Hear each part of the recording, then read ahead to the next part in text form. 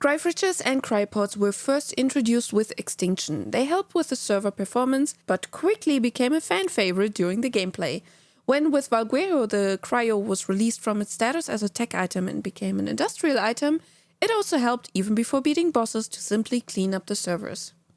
Time limits could simply be cleared by making more fridges, dinos could be transported over the map in your own pocket, and they could also be cheekily unpotted in caves, and for the longest time even in the tech cave, and I wonder why that got fixed right after my video showing how to sneak the tech cave with a shadow main.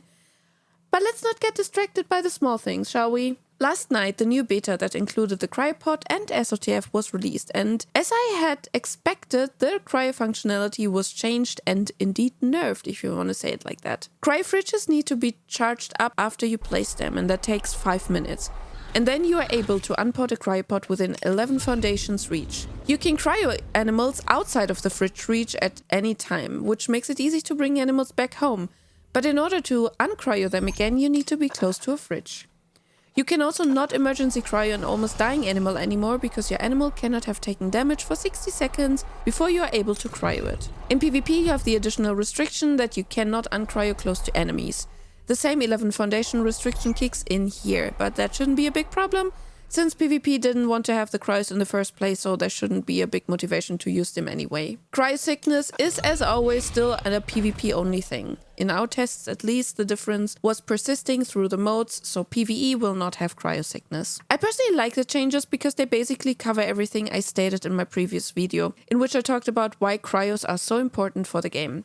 Now cryos will be mainly for storing away creatures and taking away the pressure on the servers. But they will not be an easy shortcut for bringing animals in caves or other places they shouldn't be or fit in. But I do see a problem with the current version though. Right now, it's way too easy to just spam cryofridges everywhere and undermine the restrictions like that. This doesn't matter too much when you play single player because you play at your own rules, but on a multiplayer server, especially PvE, where you cannot simply remove the spam of other players unless you are the admin, this might get abused a lot. And I hope there will be more safety measures in the final version of the cryofridges and cryopods that will avoid the spam. But overall, I don't mind the changes. I know a lot of people are mad that these are PvP restrictions and that they don't belong into PvE, but I have to disagree with this. These restrictions are meant to make the cryopods less cheesy in all modes. There's no point in having the caves and cave entrances redesigned if you can just bring whatever you want into the caves. You are meant to have the challenge in the game, which you have to overcome, and it should feel like an accomplishment to get stuff done. People might disagree with me here,